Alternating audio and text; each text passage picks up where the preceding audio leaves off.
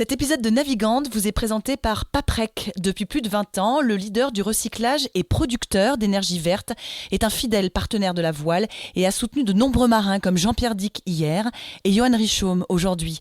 Cette fois, Paprec va plus loin en donnant son nom à la transat en double Concarneau-Saint-Barthélemy, désormais baptisée la Transat Paprec. Une épreuve qui va marquer l'histoire de la course au large puisque son nouveau sponsor l'a voulu mixte, une grande première. Un engagement fort qui s'inscrit dans la durée et qui va donner aux femmes skippers une nouvelle place pour développer leur talent et s'exprimer. Alors rendez-vous à Concarneau en avril 2023.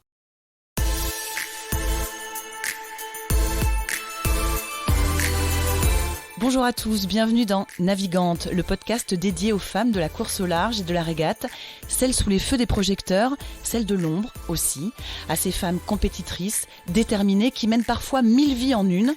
Elles vont vous raconter leur parcours, leur bonheur, leurs cicatrices, leur place dans le monde de la voile. Elles vont nous dire ce qui les anime encore et toujours. On va partir à la rencontre de ces navigantes très inspirantes. Navigante est produit par Tip & Shaft, le média des professionnels et des passionnés de voile de compétition. Tip & Shaft, ce sont 2 newsletters hebdomadaires en français et en anglais, des podcasts, des événements, des formations, un studio de production de contenu, ainsi qu'une plateforme de vidéos à la demande et un festival du film que vous pouvez retrouver sur tipandshaft.com. Je suis Hélène Cougoul et vous écoutez Navigante. Ce qui se dégage de cette jeune femme, c'est une énergie et une détermination folles. Sa queue de cheval blonde, un peu en bataille, laisse présager que les cheveux bien rangés, c'est pas toujours son truc. L'important, c'est que les choses avancent, pas forcément que ça aille vite, mais que le projet se poursuive comme elle l'a imaginé et qu'elle soit sur l'eau, à la barre de son bateau. Son bateau en ce moment, c'est un Figaro 3. Ah oui, parce qu'en octobre dernier, elle a décroché le Sésame. Elles étaient pourtant 5 autres finalistes à se battre pour ce précieux ticket d'accès à l'élite. Mais c'est elle qui a été choisie et c'est elle qui est devenue la première skipper massif femme pour 3 ans, issue donc de la première sélection skipper massif ouverte exclusivement aux femmes, un pas prometteur vers la mixité. Mais notre morlaisienne est loin d'être une novice. À 26 ans, elle a déjà fait 2 fois la solitaire du Figaro sous les couleurs du Team Vendée Formation, encore une sélection, qu'elle avait remportée. De sa vie d'avant le large, elle a bâti une solide expérience en voile légère et olympique. Elle est entre autres vice-championne du monde de 4-20, rien que ça. Et pas que, d'ailleurs, parce que dans ses poches de ciré, il y a aussi un diplôme de l'INSA, spécialité sciences et génie des matériaux. On ne sait jamais, ça pourrait être bien utile en course au large. Elle a pensé à tout.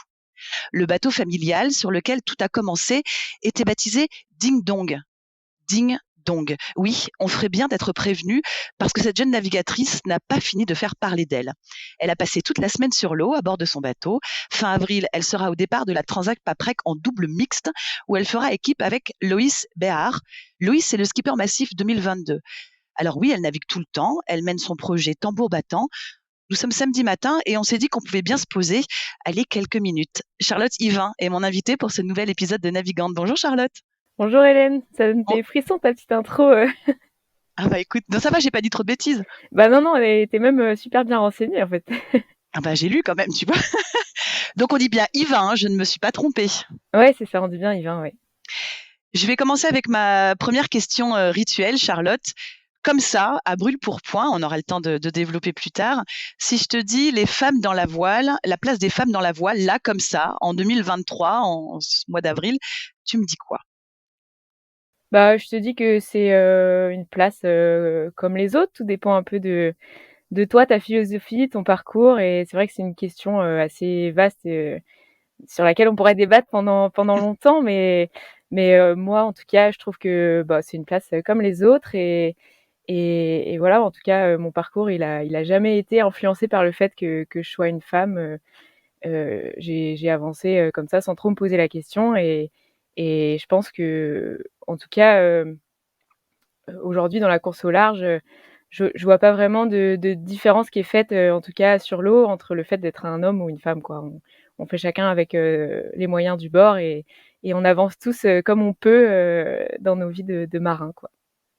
Tu dis que pendant ton parcours, le long de ton parcours, t'as jamais fait trop la différence, tu t'es jamais trop posé la question, ça a jamais été une entrave non plus d'être Bah une non, femme? en tout cas, moi ça vient peut-être aussi de mon environnement familial, mais j'ai toujours été élevée, j'ai grandi sans être influencée par le fait d'être une fille ou un garçon. On m'a laissé faire un peu ce que j'avais envie de faire sans trop m'influencer. Et du coup, bah, mon parcours, il a pas été influencé par un style genré, quoi, on va dire. J'ai fait de la voile, j'ai fait des études d'ingénieur. Bah, c'est vrai que dans tout mon parcours, j'ai plutôt été plutôt avec des garçons, mais ça m'a jamais empêché d'avancer dans ce que je faisais, quoi. Charlotte, tu parles de ton environnement familial. Justement, est-ce que tu peux nous raconter Ding Dong et la baie de Morlaix? Bah ouais, ouais, carrément. Bah, c'est vrai que j'ai appris à tirer mes premiers bords un peu loin des côtes sur le bateau familial qui s'appelait Ding Dong. Effectivement, t'étais bien renseigné. C'était en fait Ding Dong, ça a été plusieurs bateaux parce que on partait en vacances en famille et au fur et à mesure qu'on grandissait, bah, on était obligé d'agrandir un peu le bateau parce que sinon on se retrouvait un peu à l'étroit. Donc on partait avec mes parents, ma petite sœur, pendant les vacances d'été parce que ma maman est institutrice. Donc les vacances d'été, c'était le meilleur moment de l'année pour partir aussi. On partait autour de la Bretagne faire du cabotage. On partait de Morlaix, puis on s'arrêtait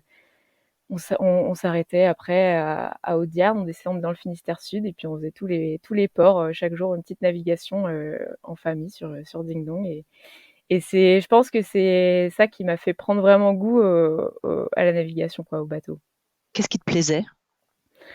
Bah, ça me plaisait d'être sur l'eau, de naviguer, de faire marcher le bateau, c'est un peu la liberté, quoi. T'es un peu dans un petit espace, tu te sens privilégié, quoi. Et puis c'est beau, c'est la nature. Enfin, il y a tout ça qui rentre en jeu, ouais.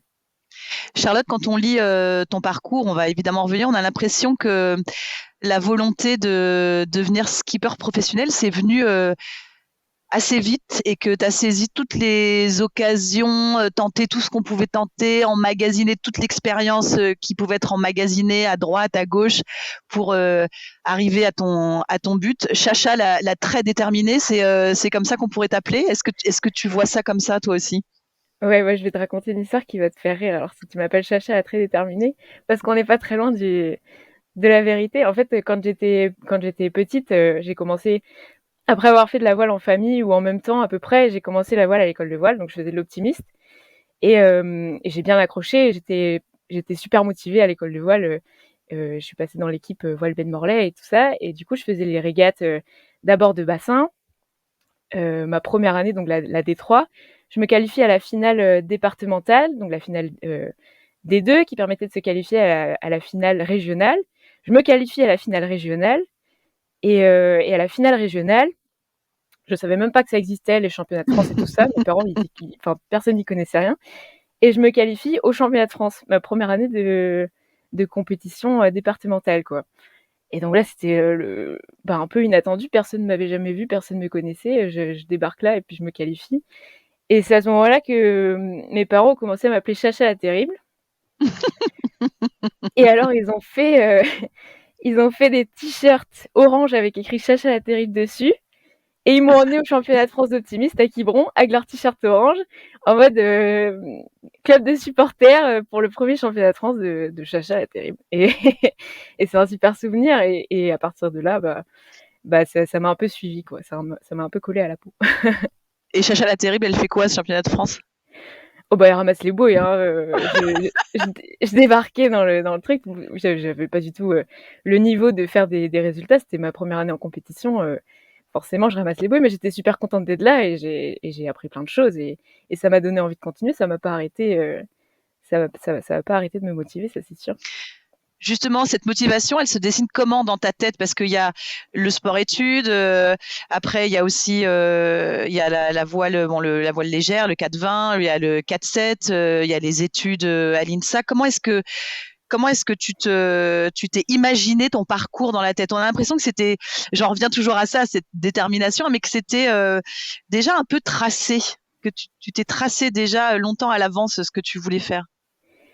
Et bah, enfin peut-être que ça l'était, mais inconsciemment parce que je suis pas très forte pour me projeter très loin dans le temps. Je vois plutôt les choses à prendre au fur et à mesure, marche par marche, et ça a été un peu tout le temps ça. J'ai jamais voulu trop brûler les étapes, plutôt profiter de chaque marche et valider des choses à chaque fois.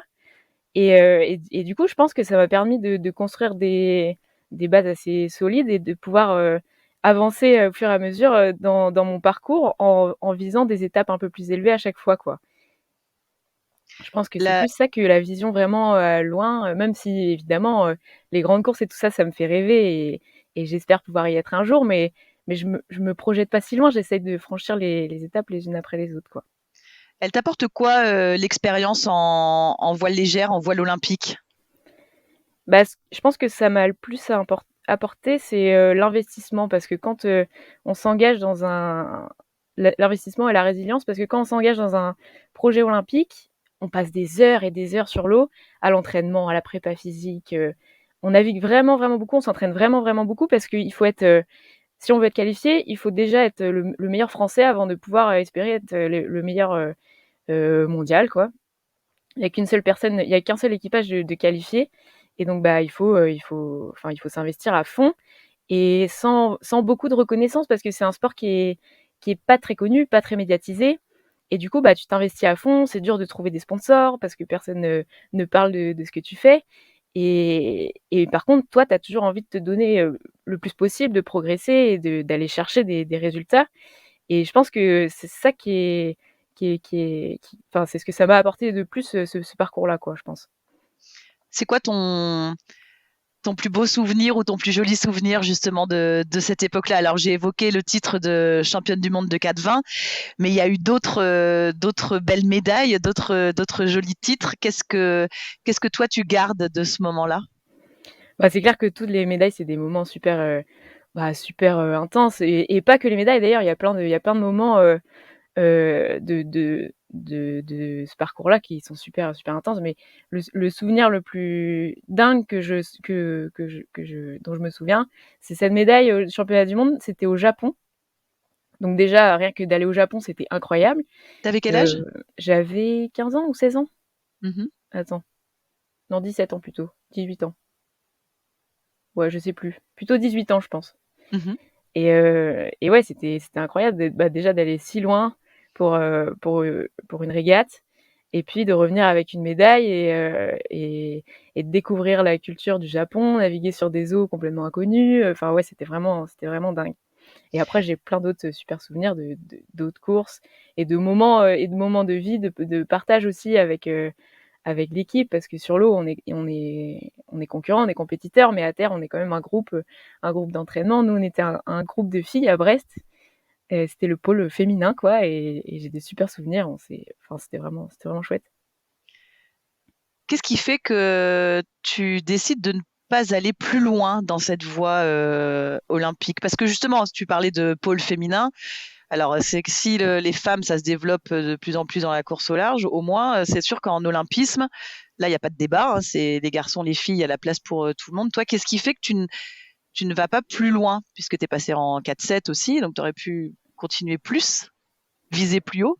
Ouais, ouais, carrément. Bah, c'est une question que je me suis posée et qui m'a fait douter quand même un petit moment, mais pas si longtemps que ça au final. En fait, à la fin du 4-7, je faisais déjà, dans mon temps libre, qu'on n'a pas beaucoup, mais dans le peu de temps libre qu'on a, je naviguais sur d'autres supports. Je faisais un peu de match racing, un peu des convoyages, un peu de gros bateaux. J'avais déjà, je pense, un peu, dans un petit coin de ma tête, envie de faire du gros bateau et de naviguer, un peu au large et en fait, à la fin de 2019, il me semble que c'était en 2019, on nous annonce que le 470, donc qui était féminin, masculin, va basculer en mixte pour les JO de 2024, bah, pour 24. Mhm. la prochaine édition. Et du coup, bah, c'est à ce moment-là que je me suis dit, bon, alors est-ce que je redémarre, est-ce que je recommence, je recrée un équipage avec un garçon, ce qui pouvait être très sympa parce que le mix, moi, c'est un truc que j'aime, enfin que j'aime bien, qui me plaît. Ou alors est-ce que j'essaye quelque chose de complètement différent et là je tente ma chance et je vais voir ce que je peux faire en course au large, quoi. J'essaye de monter un projet, j'essaye de naviguer sur d'autres bateaux, je me lance un peu dans l'inconnu, je repars un peu de zéro, mais voilà, ça me plaît aussi, quoi. Et du coup, c'est plutôt ça que j'ai choisi. J'ai j'ai décidé de pas relancer du coup une campagne olympique, de pas repartir en mixte et bah, de repartir de rien, quoi, d'essayer de trouver des embarquements, de naviguer un maximum sur d'autres bateaux, de rencontrer d'autres gens et heu et voilà et puis de voir où ça allait me mener, quoi. Comment on s'y prend, comme tu dis quand, on repart de rien? On sait par quel bout prendre les choses. Comment est-ce que toi tu as fait? Non, bah, c'est pas facile et d'ailleurs depuis, j'ai discuté avec pas mal de personnes qui se sont retrouvées dans cette situation où tu arrêtes ton projet, olympique, qui est super prenant, super intense, tu navigues tous les jours, et tout et tu te retrouves avec rien et tu as une grosse sensation de vide et en même temps, c'est un moment où, bah, tu peux saisir toutes les opportunités de naviguer que tu pouvais pas saisir, pendant que tu étais dans ton projet olympique, super prenant parce que tu avais pas le temps et moi, j'ai plutôt vu ça comme, en fait, ça m'a pas trop fait peur, ça m'a pas trop fait paniquer. Moi, j'ai plutôt vu ça Mmh. comme, l'opportunité de saisir de nouvelles opportunités et à ce moment-là, bah, j'ai mis des annonces, j'ai contacté des gens que je connaissais pas pour leur proposer, de mes services, pour naviguer, en Mini, en Figaro, en un peu tout quoi, sur tous les circuits, plutôt sur des gros bateaux quoi et bah, ça a marché. Je me suis retrouvée avec, plein d'opportunités et des trucs qui se chevauchaient les uns des autres et j'avais des choix à faire, quoi. Mais c'était plutôt des choix sympas parce que dans tous les cas, c'était Problème des de choix riche. où j'allais naviguer. Ouais, exactement. C'était quoi justement l'appel que tu as pu, lancer, et le 1er qui t'a répondu et la bascule qui s'est fait, l'occasion qui a fait que les autres se sont enchaînés? Je saurais pas te dire, le premier qui m'a répondu, mais en tout cas, c'est clair que cette année-là, j'ai fait du Mini, j'ai fait du Figaro, j'ai fait de l'IRC en Méditerranée, j'ai fait, des entraînements en baie de Morlaix avec, Damien Cloirec. Enfin, j'ai fait, la transmanche en double, sur un Figaro 2. J'ai fait plein de petites courses comme ça. J'ai aussi c'était aussi pour moi l'occasion de revenir un peu dans la baie de Morlaix et puis de renaviguer un peu, Chez localement toi? avec, les personnes qui me proposaient de m'embarquer bah, à chaque fois, j'ai appris des nouvelles choses avec des personnes différentes et ça m'a permis de découvrir d'autres choses, quoi. Ça te conforte, dans l'idée que c'est bien le large, et ça te conforte dans l'idée que c'est le métier que tu veux faire? Bah, ouais, ouais, carrément. En tout cas, plus je naviguais sur des gros bateaux et plus je naviguais au large et plus j'avais envie d'y retourner et du coup, je me suis dit: «Bon, bah, là, il y a un truc, il y a un truc à faire, quoi. C'est vers là que je vais aller, c'est sûr» et après, c'était parti, quoi. J'ai essayé de monter mon projet, je me suis présentée à toutes les sélections, en course au large qui se faisaient et voilà, j'ai tenté ma chance partout. J'ai pris de l'expérience au fur et à mesure jusqu'à ce que ça marche, quoi. Tes parents et ta famille, ils disent quoi de ce parcours-là, là? En tout cas jusqu'à maintenant? Bah, ils se disent que de toute façon, ils peuvent rien faire, je suis partie dans mon truc. Non, à ce moment-là, ils se disent, «Bon, il faut quand même que oublie pas qu'il faut que tu termines tes études» et mais ouais, ouais, moi j'étais partie à naviguer, dès que j'avais du temps libre, j'étais sur l'eau, quoi. Ils le savaient bien et je pense qu'ils sentaient bien que ça allait se terminer, comme ça, dans cette voie, professionnelle, que ça allait se professionnaliser et il me suivait à fond. Mon papa, il est fan de voile, il est fan de course au large. Il écoute tous vos podcasts Tip& Shaft, il lit tous les articles, il suit toutes les courses. Du coup, il est content parce qu'en ce moment, il y a plein de courses à suivre, mais que ce soit, Figaro, Classe 40 ou Palma ou enfin en olympisme, tout, il suit tout et du coup, bah, il est à fond. Mes parents, ils sont à fond derrière moi et maintenant toute ma famille s'y met. Ils ont créé un petit fan club là, donc ils suivent toutes les courses. Eh ben, les t-shirts orange sont donc de sortie alors, OK, d'accord, on a Et bah, compris. tu crois pas si bien dire, tu trouveras des photos de ma première solitaire du Figaro où ils ont refait des t-shirts orange. Ils ont pas écrit Chacha la terrible, ils ont écrit Go Chacha et puis ils étaient avec leur banderole, sur le village de la solitaire. On va en parler de cette solitaire du Figaro. Moi, j'aimerais bien quand même que tu nous parles, de ta chambre d'enfant, parce que j'ai cru lire que, il y avait un grand poster de Sam Davis quand tu étais petite, dans ta chambre d'enfant, de son Vendée Globe avec Roxy, je crois bien. Ouais. Et puis tu dis souvent que tes idoles, c'est, voilà, Hélène MacArthur, Florence Artaud, Isabelle Autissier. Elles représentent quoi, ces femmes-là, pour toi? Bah, c'est vrai que dans ma chambre, j'avais des posters partout. Bon là, j'y suis, bon, c'est un peu plus neutre et les posters, ils ont un peu pris les UV donc je les ai enlevés. Mais c'est vrai qu'il y avait un immense poster de Sam Davis, il y avait des posters de de Miche Dej, d'Armel Lecléache, enfin ouais, mes murs étaient recouverts de posters.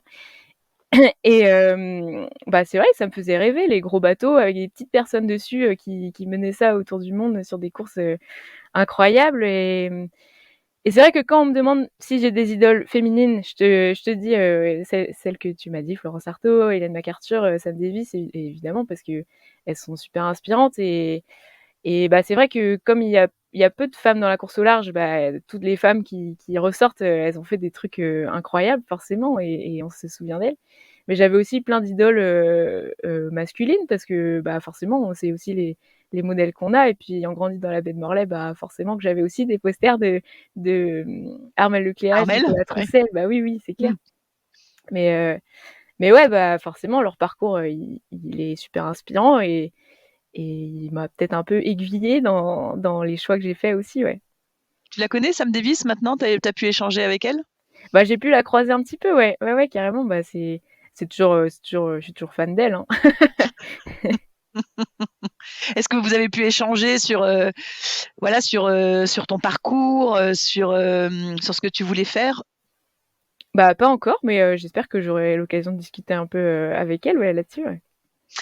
Charlotte, tu parlais des sélections, tu dis: «J'ai essayé d'aller faire toutes les sélections, qui existaient possibles». Il y a cette première sélection, en Vendée, la Vendée, Team, Team Vendée Formation, pardon.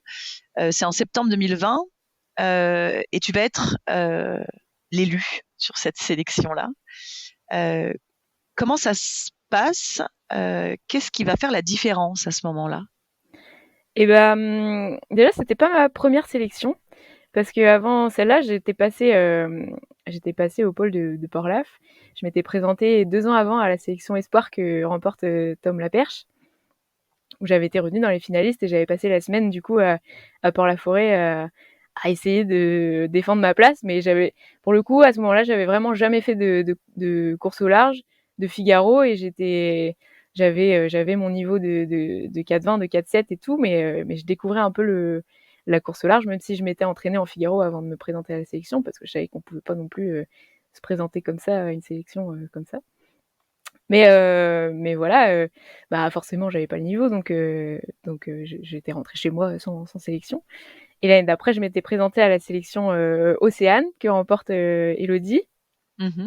Donc pareil, je manquais un peu d'expérience, et puis j'étais encore un peu trop loin de finir mes études et d'être disponible pour le projet. Donc pareil, je m'étais fait recaler à l'entrée du pôle.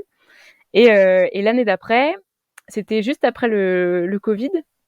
Et elle m'a demandé qui ouvre cette sélection, et qui bah, propose un peu la même opportunité, pas tout à fait le même projet, mais quand même de mettre à disposition un Figaro pour 1 ou 2 saisons. Donc évidemment, je me présente. C'est une bête de concours, en fait, quoi. Ouais, ouais, ouais. Bah non, mais comme c'est quand même super dur de trouver des sponsors quand tu démarres et que personne te connaît et que t'as pas de bateau, t'as rien. Donc c'est un peu la porte d'entrée idéale, c'est de remporter une de ces sélections pour avoir bah, les moyens de rentrer dans le milieu, quoi, et puis qu'on commence un peu à te connaître, et pour trouver des partenaires ensuite, bah, c'est le meilleur moyen.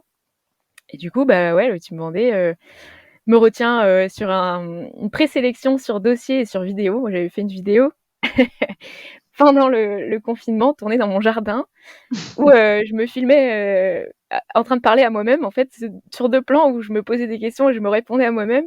Là où les autres avaient présenté une vidéo où on les voit sur leur bateau, enfin, un peu plus classique, quoi. Enfin, je veux dire, quand tu te présentes à une sélection de navigation, bah, tu vois des gens faire du bateau, y a rien qui est choquant. Et puis moi, on me voyait dans mon jardin me parler à moi-même, c'était un peu bizarre. Mais finalement, ça leur a plu. Et donc après, je suis allée à Saint-Gilles-Croix-de-Vie pour rencontrer l'équipe. Il y avait des entretiens, et à l'issue des entretiens, bah, ils ont décidé de me garder. Sélection hommes et femmes. Ouais, ouais, carrément. Bah, j'étais la seule fille en finale, retenue en finale. Et c'était une sélection mixte, ouais. Ouais, ouais. Ça déstabilise Bah non, non, ou au parce que contraire? en fait, comme je t'ai dit, j'ai jamais trop porté attention à ça, parce que, parce que je sais pas pourquoi, mais j'ai toujours été un peu avec plus de garçons que de filles dans la voile, dans les études et tout. Et bah non, ça m'a pas déstabilisée d'être à nouveau plus avec des garçons, plus avec des garçons qu'avec des filles dans cette sélection. En fait, je me suis pas dit: «Bon, bah, je suis contre des garçons, ça va être plus dur» ou «Je suis la seule fille, ça va être plus facile», En fait, j'ai juste, répondu aux questions qu'on me posait et sans que sans que ça me déstabilise ou que enfin, tu vois, sans porter trop d'attention à ce facteur-là, quoi. Tu vas vivre, grâce à cette sélection du coup et cette, porte d'entrée, 2 Solitaires du Figaro. En tout cas, il y aura la première évidemment en 2021. C'est quoi cette, première expérience? Je regardais des vidéos de toi, en train de prendre le départ de cette première solitaire avec beaucoup d'émotions. On est comment à 24 ans, c'est ça? Quand on prend le départ de sa première solitaire du Figaro et où finalement on n'a pas un bagage et tu l'as dit, colossal en course au large. Bah, ouais, ouais, c'est clair parce que moi, la première solitaire du Figaro, c'était aussi ma première année de course au large et mes premières courses en solitaire, mes premières courses en Figaro. Toute l'année, c'était l'année des premières fois, quoi. Première nuit en mer, première nuit en mer en solitaire, première course, enfin vraiment, c'était que des nouveautés et donc bah, forcément la première solitaire du Figaro, c'est un truc de dingue. En fait, tu t'en rends pas trop compte, toute l'année quand tu la prépares, mais quand tu arrives heu, avec ton bateau, dans le port de départ, que tu vois le village, tous les chapiteaux, tous les gens, tous les drapeaux, tous les et puis même l'effervescence, les médias et tout ça, en fait, tu te dis, OK, alors qu'avant la solitaire du Figaro, tu l'as vu toi comme spectateur sur les pontons, heu, bah, là, tu te dis: «OK, je suis passé de l'autre côté de la barrière, c'est un truc de dingue, quoi, c'est mythique, bon, bah, c'est parti, quoi». Et ça fait bizarre, ouais, c'est clair. Il y a, il y a une petite, appréhension, il y a une fierté de se dire, «Bon, bah, voilà, j'y suis». On est partagé comment à ce moment-là quand, on rallie la ligne de départ? Bah, il y a une grande fierté, c'est clair, pour moi en tout cas. Et surtout que depuis toute petite, j'ai vu mon papa suivre la course, ça me semblait un peu inaccessible, quoi. Je me disais: «C'est un truc pour les grands navigateurs», et puis là, c'est moi qui y suis et c'est dingue, donc j'étais super fière, j'étais super excitée et je suis pas quelqu'un de nature très très stressée, donc je ressentais pas le stress, mais je pense que j'étais quand même stressée. Et ouais, j'avais la boule au ventre, j'étais trop contente, quoi. J'étais trop fière, trop contente de prendre le départ et bah, forcément, j'avais à cœur de bien faire parce que quand tu te présentes, sur une course comme ça, légendaire, pour la première fois, bah, tu pas non plus envie d'être ridicule et voilà et du coup, bah, ouais, ouais, c'était super intense. C'est un souvenir de dingue. On va en parler évidemment, mais quand on se retrouve sur la ligne avec des marins qui ont déjà un gros palmarès, qui ont une grosse expérience de la course, ou déjà l'expérience de la course, qui sont plus âgés aussi peut-être, et qu'on débarque à 24 ans avec bah, voilà, ça va être la première grande expérience. On peut leur opposer quoi? On peut aller batailler avec quelles armes en fait? Bah, on peut aller se batailler un peu avec, l'insouciance et ça, on peut le faire que la première année parce qu'après on Ça sait que marche la plus solitaire après. de Figaro, c'est hyper dur et que tu peux plus, être insouciant et et voilà, mais c'est vrai que la première année, bah, c'est un peu impressionnant de prendre le départ à côté de stars de la voile et après, bah, dès que la course est lancée, tu te dis: «Bon, bah, là, il faut que je me dise que c'est des concurrents comme les autres, que c'est des indicateurs et que, bah, même s'ils sont forts, si je fais des bons coups, bah, je peux les battre, quoi, potentiellement». Parce que, bah, tout peut arriver sur une solitaire du Figaro. C'est quand même une course, incroyable pour ça. Évidemment que les bons, ils sont bons tout le temps et à la fin de la course, ils sont devant toi, mais tu peux faire des petits coups pendant la course et faire des croisements devant les bons. Si tu prends une option, ben, ça peut marcher et c'est ça qui est dingue aussi dans cette course-là. Du coup, bah, la première fois, tu es un peu impressionné et puis tu te mets dans la course et des fois, tu croises devant eux et tu te dis: «Yes, trop bien». Charlotte, il y a justement cette étape où bah, tu les fais les bons coups, où tu es bien placé, et puis ça va malheureusement pas très très bien se terminer, puis ça va pas très très bien se terminer à la maison qui plus est. Pour le rappeler à nos auditeurs, tu vas t'échouer dans la baie de Morlaix, ce qui est quand même un comble, alors que justement cette étape se passait vraiment très très bien pour toi. C'est quoi ce moment-là? Il se passe quoi et et puis après on en reparlera, mais tu en tires quoi? Bah, c'est clair que ça, je pense, c'est le moment le plus fort de toute ma vie pour l'instant. Où, bah, après une étape, incroyable, mais en plus, j'arrivais super bien à Roscoff, mais c'était pas une étape où linéaire, quoi. Je suis passée de 25e à 5e à 30e, à 3e et toute la course, ça a été ça. Et la dernière traversée de la Manche pour, revenir et arriver à Roscoff, je tire les bons bords dans le brouillard en plus dans la Manche, on entendait les cargos mais on voyait rien. Enfin, Ah, quelle c'est angoisse! c'était l'angoisse, c'était mythique, franchement, c'était incroyable.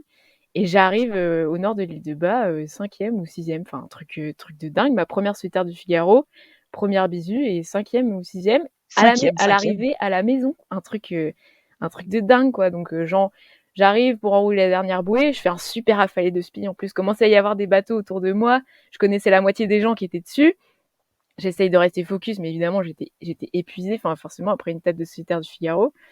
Je regarde une dernière fois la carte, il fallait enrouler la bouée, faire tout droit, vers l'arrivée. Je savais qu'il y avait un rocher, mais sur la trajectoire, ça le faisait. Et en fait, j'enroule la bouée. Je pense, un petit moment d'inattention, de fatigue et d'euphorie d'arriver, bah, dans cette situation-là, à la maison, devant tous les copains, la famille, le club de voile, tout le monde. Et Et, les t-shirts orange? et les t-shirts orange. Ils étaient pas à la bouée, ils m'attendaient à l'arrivée parce que ils voulaient pas justement que je sois trop déconcentrée. Et, et en fait, il y avait plus de courant que ce que je pensais. J'ai pas à revérifier ma trajectoire sur la carte parce que pour moi c'était bon. Je pars à fond après la bouée vers la ligne d'arrivée et là, bam, le bateau qui s'arrête. Et là, je sais instantanément, je sais ce qui se passe, je sais où je suis et je sais que bah c'est pas bon quoi. Et là, bah d'abord je me dis oh non c'est pas possible, mais j'essaye de tout faire pour me dégager du caillou. Le choc était quand même assez brutal. Et en fait la mer descendait et plus j'attendais et plus j'arrivais pas à me dégager et plus le bateau était en train de se poser sur le rocher avec le bruit des craquements. Enfin vraiment c'était horrible. Et là plus ça allait et plus je me disais mais c'est pas possible, je vais pas réussir à me sortir de là.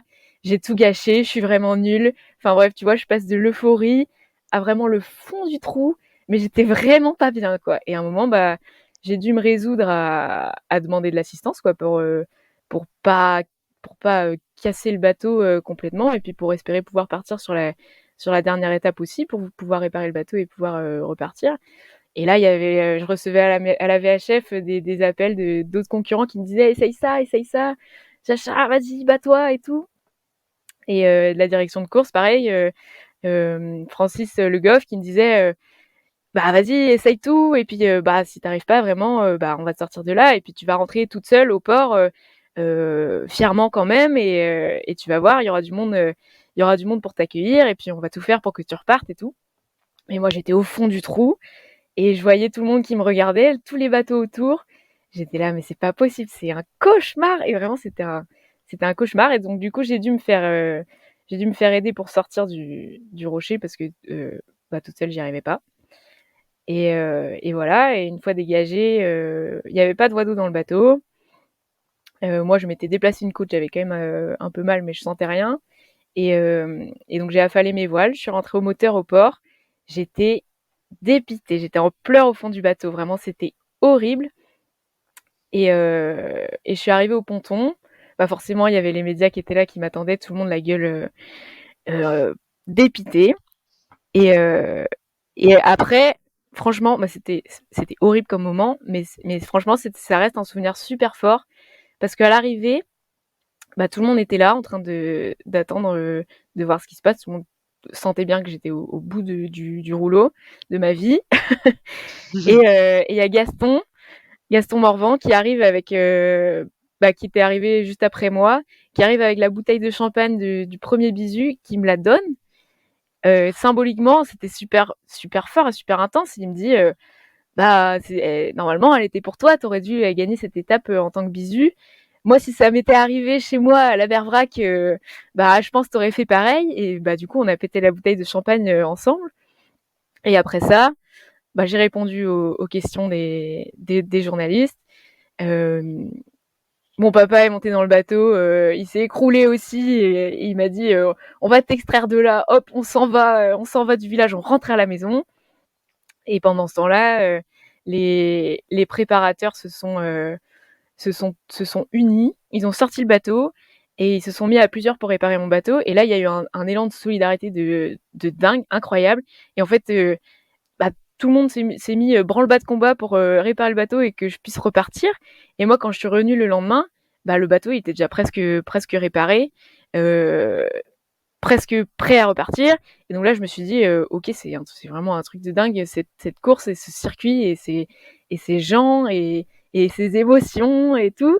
C'était dingue, c'était la folie. Et, euh, et c'était épuisant aussi parce que du coup, pendant cette étape, bah, fallait répondre aux interviews, fallait aller voir le bateau, fallait préparer l'étape d'après. Donc au final, je me suis pas du tout reposée. J'étais trop contente de pouvoir repartir. Et, euh, et au départ de l'étape, je prends un super départ. Bah, on remet le bateau à l'eau. Déjà, les gars avaient fait un travail incroyable. Enfin, franchement, c'était inespéré. Je prends un super départ. Je repasse devant le caillou sur lequel je m'étais échouée en troisième position, je crois. Et là, bah, il y avait la team Gochacha qui était sur l'eau, je les entendais hurler. Ils étaient trop contents. Et moi, j'étais trop contente de repartir comme ça, bah, bien, quoi. Et de pouvoir faire la dernière étape, même si, bon, j'étais tellement fatiguée qu'au final, je termine pas très bien, mais c'était quand même un souvenir. C'était à la fois le pire souvenir et le meilleur souvenir de ma saison, je pense. En tout cas, c'est un souvenir qui fait presque monter les larmes aux yeux. Ouais, bah franchement, j'ai versé des larmes, hein. C'est clair que sur ce rocher, j'ai versé des larmes. Charlotte, ça rend plus fort à quel point de passer par ce genre d'épisode? Ça rend plus fort à quel point sur cette solitaire, mais en général pour la suite, d'avoir des bonnes grosses galères comme ça. Bah, c'est clair que ça renforce, hein. Chaque petite galère dans mon parcours, elles m'ont renforcé, elles m'ont donné envie de rien lâcher et de continuer, quoi. Je me rappelle de passer des entraînements d'hiver à Brest à l'époque où je faisais du laser avec des stages équipe du Finistère où j'avais un petit gabarit, donc forcément l'hiver à Brest c'est la tempête. Et donc moi je passais mes entraînements à dessaler, ressaler mon bateau et les autres ils m'attendaient pas évidemment, ils faisaient leur entraînement. Et bah à chaque fois je me disais ok faut rien lâcher, faut continuer, faut y aller. À un moment donné ça va payer et en fait ça t'apprend à bah, à rien lâcher quand tu te retrouves dans des moments un peu durs après en course. Bah tu te souviens de ces moments de galère là et tu te dis ok si là j'ai pas lâché et bah là je dois pas lâcher et je dois continuer et en fait le cerveau humain est quand même assez impressionnant. C'est-à-dire qu'il oublie un peu les moments durs à quel point c'était dur, il se souvient des moments sympas et fun.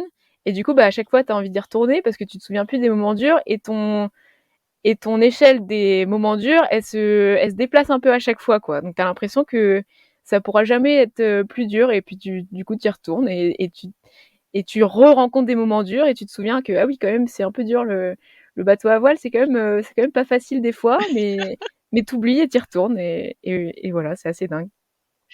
Charlotte, sur la deuxième solitaire du Figaro, ça se terminera mieux. Tu termineras 24e de cette solitaire.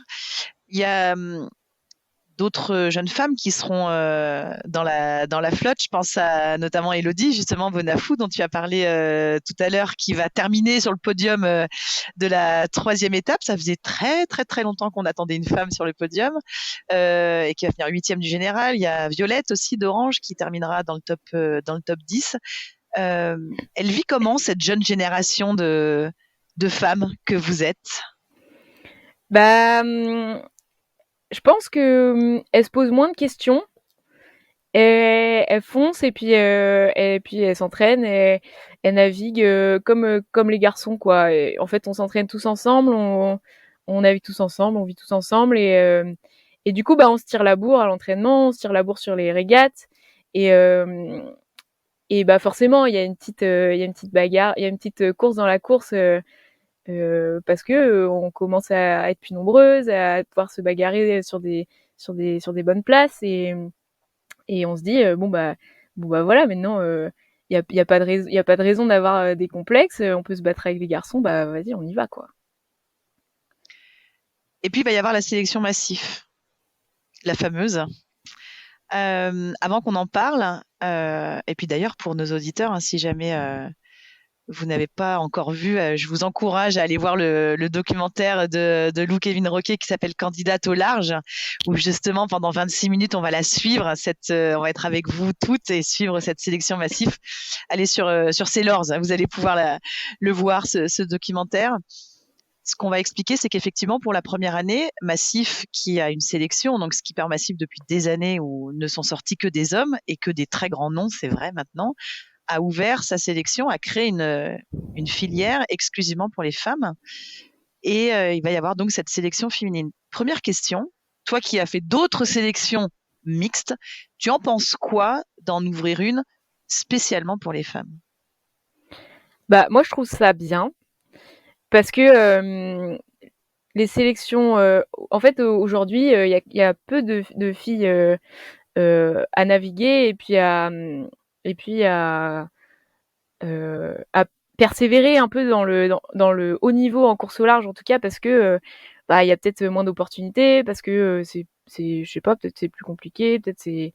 Enfin, je sais pas trop exactement pourquoi, mais en tout cas, il y a moins, pour l'instant, il y a moins d'opportunités. Et du coup, d'ouvrir cette sélection-là aux filles et de créer cette opportunité-là, bah, j'ai trouvé ça génial parce que ça, enfin pour moi en tout cas, ça va dans le sens où on ouvre des opportunités, les filles vont progresser, il y aura plus de filles à bon niveau, il y aura plus de filles à vouloir accéder au niveau, et c'est un cercle vertueux par lequel on est un peu obligé de passer pour que ça évolue, que ça progresse, quoi.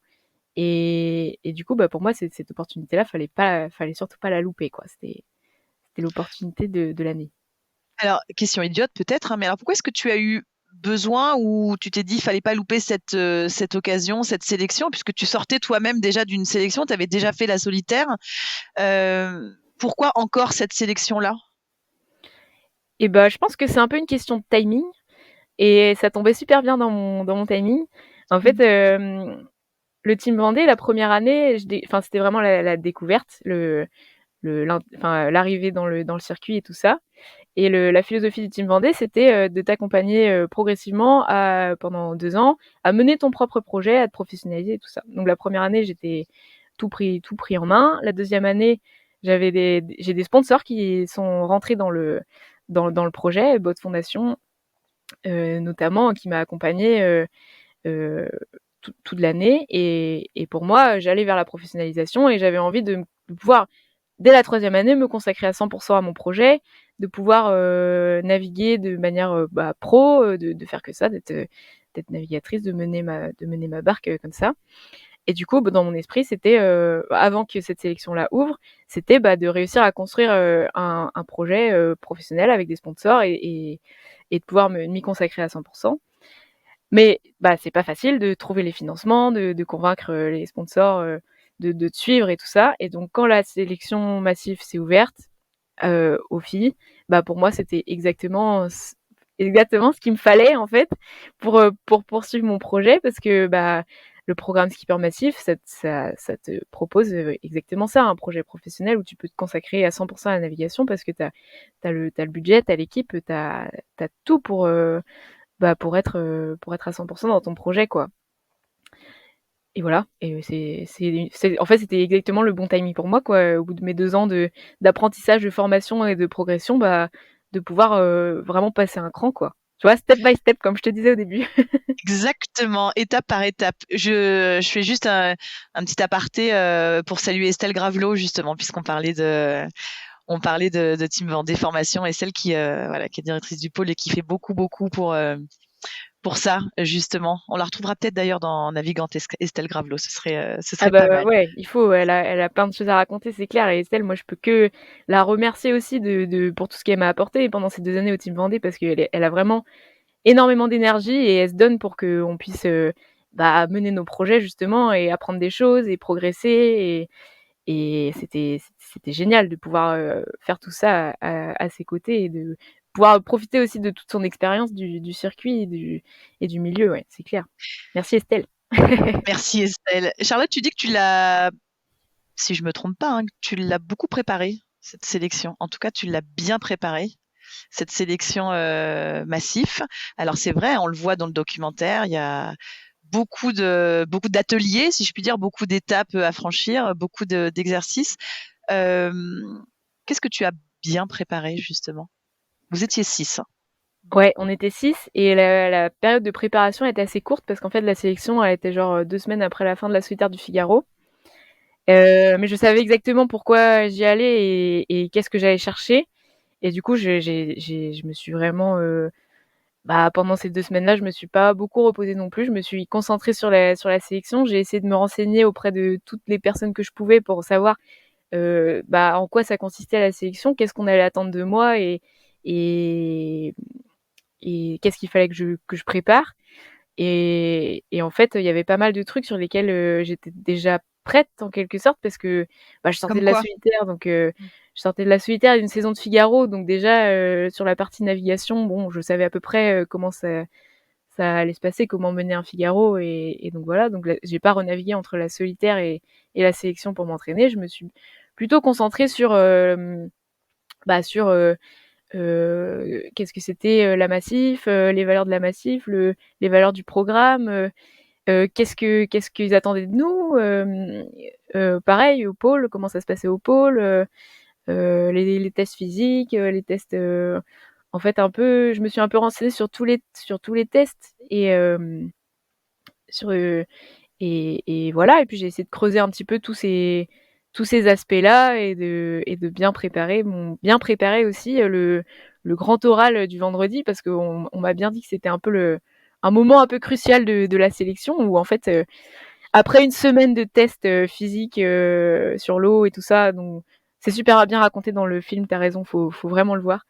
Après tous ces tests-là, le vendredi matin, on passe devant un jury de 10 personnes et on doit expliquer à ce jury-là qui est composé de personnes importantes de la Massif, du pôle, de la Fédé, du skipper Massif en place, donc là Loïs.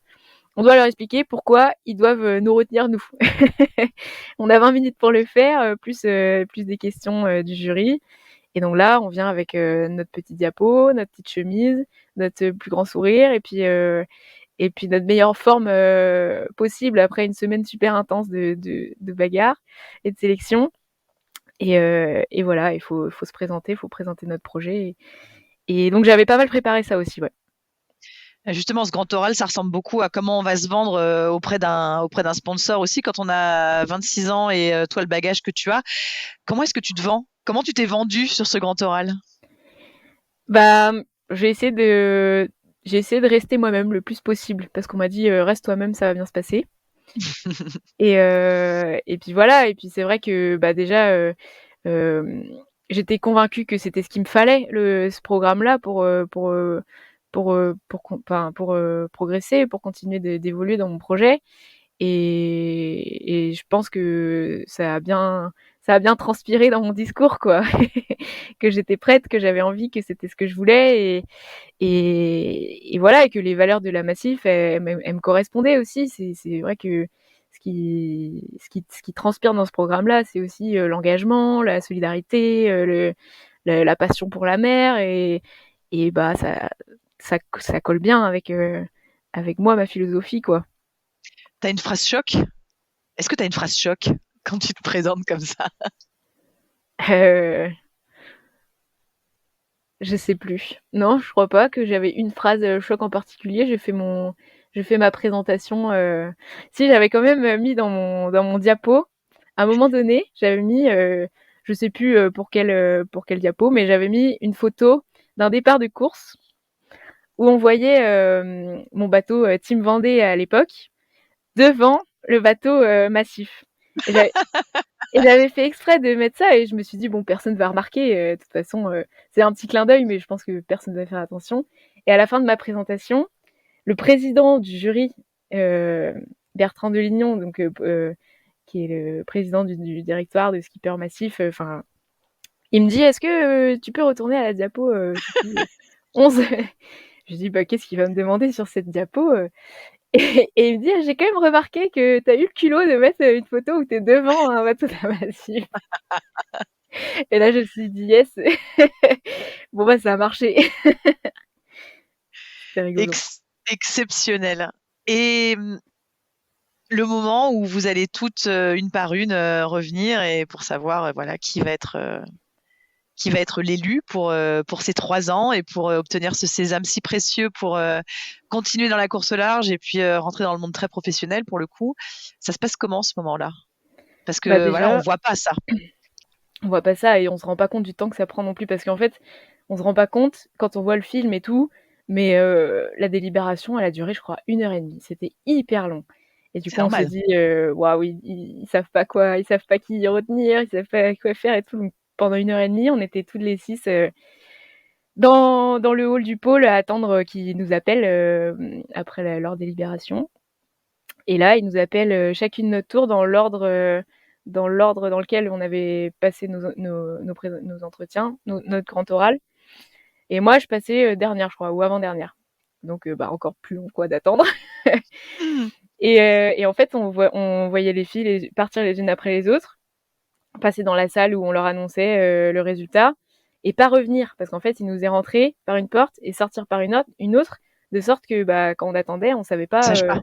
on savait pas si qui était qui enfin, si les filles passées avant nous étaient retenues ou non, quoi. Et donc, bah, forcément, quand on t'appelle, tu trembles un peu, quoi, tu transpires, tu te dis: «Bon, bah, là, là, c'est le dénouement» et en même temps, tu dis: «Bah, de toute façon, c'est joué, quoi, on peut plus rien faire, il y a juste qu'à écouter». Donc tu rentres dans la salle, face au jury et t'attends qu'on te dise, tu retenu ou t'es pas retenu. Donc moi, les 2 dernières sélections que j'avais passées, au pôle Finistère, on m'avait dit: «Bon, bah, t'es pas retenu». Donc je savais comment ça se passait à ce niveau-là. Je savais pas encore comment ça se passait quand on te dit, «Tu retenu au pôle Finistère». Mais je savais, avec le team Vendée. Donc j'étais trop impatiente, de savoir et puis là, ils me disent: «Bon, bah, ça va être plus facile avec toi». Donc là, je me dis: «Ah, ça sent bon». On a décidé de te retenir et là, j'étais trop contente, trop fière. Tu te sens fière, en fait. Maintenant, tu vas préparer une première grosse course, en double mixte, la Transat Paprec, qui pour anciennement la G2R, mais qui maintenant s'appelle la Transat Paprec, et qui va donc avoir cette particularité souhaitée par son sponsor Paprec d'être en double mixte.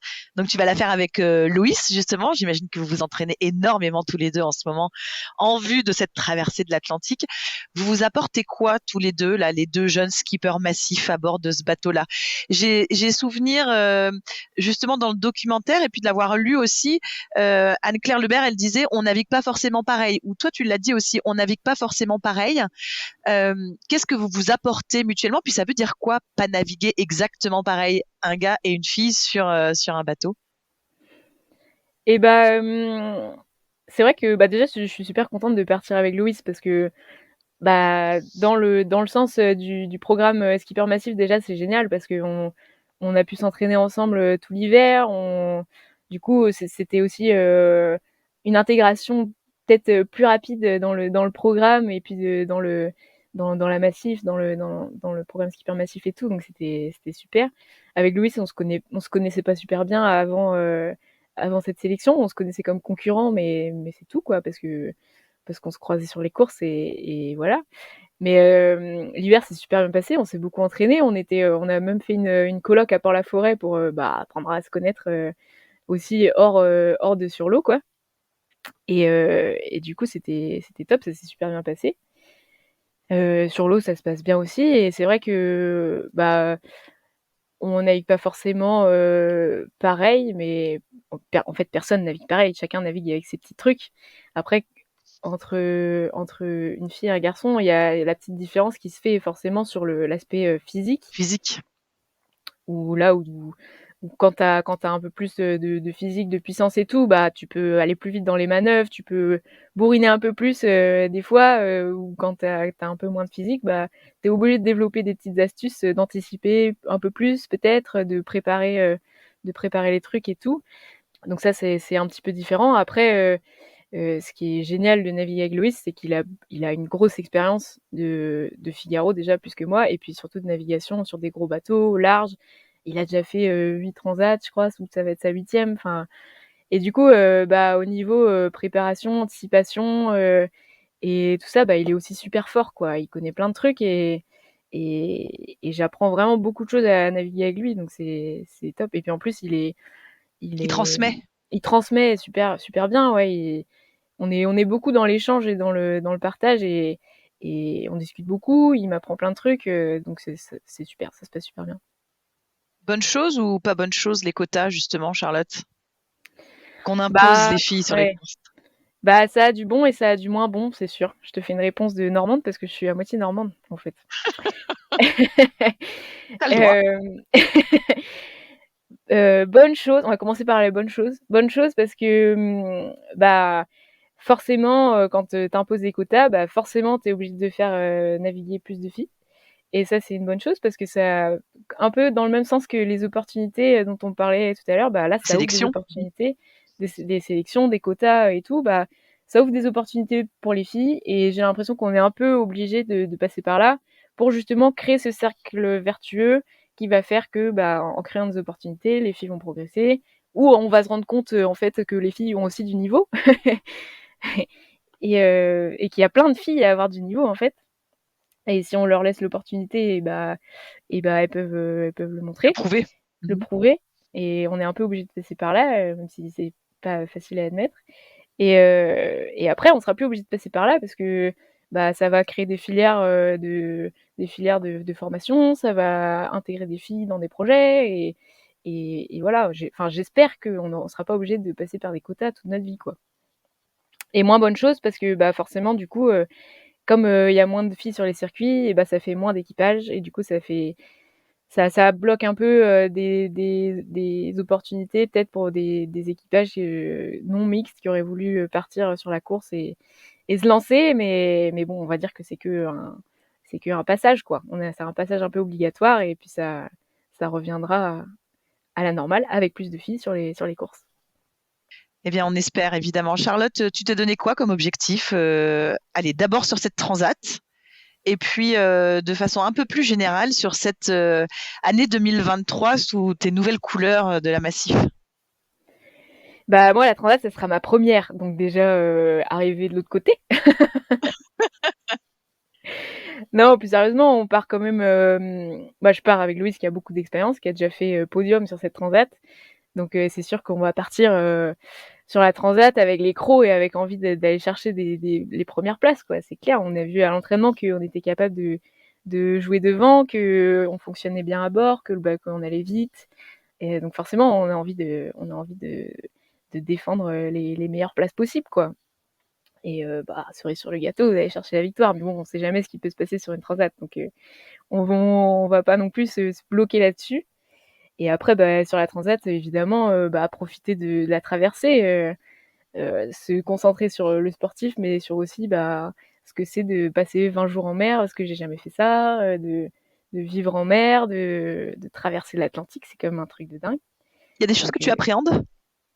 non, pas tellement, parce que, peut-être ça serait différent si je partais en solitaire, mais là, de partir en double, du coup, ça lève quand même pas mal d'appréhension.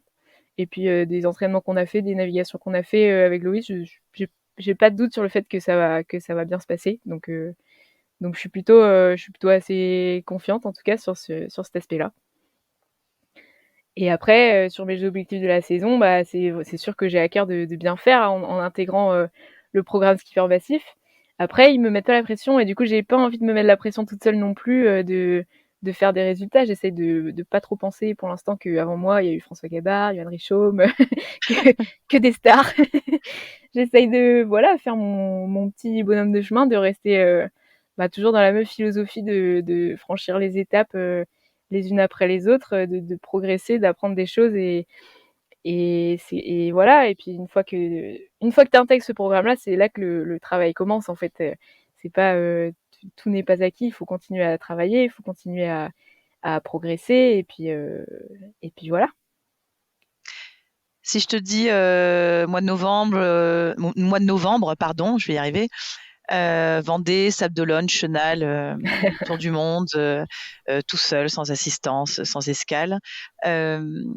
C'est dans un petit coin de ta tête, même si on le rappelle, hein, parce que faut quand même pas oublier que ça fait pas si longtemps que ça que tu t'es mise à la course au large, que c'est très récent et tu es déjà là où tu te trouves. Mais est-ce que justement ce Vendée Globe est dans un petit coin de ta tête? Est-ce que même si c'est étape par étape, c'est ce vers quoi tu tends? Bah, c'est clair que ça fait rêver, c'est un peu le Graal. Après, je vais te dire que pour l'instant, je me sens absolument pas prête de faire ça demain. Parce que c'est des gros bateaux, c'est un tour du monde, j'ai encore jamais passé plus de 5 jours en mer, toute seule, donc c'est clair qu'il y a quand même pas mal d'étapes à franchir avant de se présenter sur une course comme ça. Mais c'est clair que, bah, ça reste, le Graal pour moi de réussir à faire cette course-là et puis de bien figurer, hein. C'est quand même l'immense poster de Samantha Davis sur Oxy dans ma chambre qui est toujours pas très loin, donc forcément ça fait rêver. Mais pour moi, avant ça, il y a des traversées de l'Atlantique, il y a en double cette année. Après, peut-être traversée de l'Atlantique sur des plus gros bateaux, traversée de l'Atlantique en solitaire. Il y a une course qui me fait rêver aussi, c'est Ocean Race en équipage, le tour du monde en équipage et en étape. Ça, c'est déjà une super étape à franchir avant un Vendée Globe, je pense. Et en tout cas, je la suis cette année et ça fait rêver, ça donne envie de naviguer en équipage dans les mers du Sud comme ça. C'est clair que. Et puis, ce qui me fait rêver dans cette course-là aussi, c'est aussi le fait d'être justement en équipe, en équipage, de l'aspect équipage, l'aspect humain que je trouve hyper génial et qui me plaît aussi dans le double justement. Je trouve ça aussi génial, quoi. Donc pour moi, ce serait des étapes à franchir avant de penser faire le tour du monde en solitaire sans escale. Eh bien, écoute, l'appel est lancé et puis c'est bien parce que tu termines comme ça a commencé. On l'a dit, hein, c'est étape par étape. Voilà, chaque chose en son temps, mais avec quand même finalement les étapes qui s'enchaînent plutôt pas mal et assez rapidement et c'est super excitant. Merci beaucoup, Charlotte, de nous avoir consacré du temps ce samedi matin. Il était un peu tôt, mais merci encore d'avoir été avec nous. On te souhaite de te reposer un petit peu. Tu vas pouvoir là ou alors tu es reparti naviguer encore? Non, non, non, là il y a une petite pause. Je vais faire une petite semaine de repos avant de réattaquer la préparation pour la Transat. Eh ben, on te souhaite une très très belle première transat. Merci beaucoup, Charlotte Yvain, d'avoir été mon invitée dans Navigante. À bientôt. À bientôt, Hélène. Merci à toi pour l'accueil.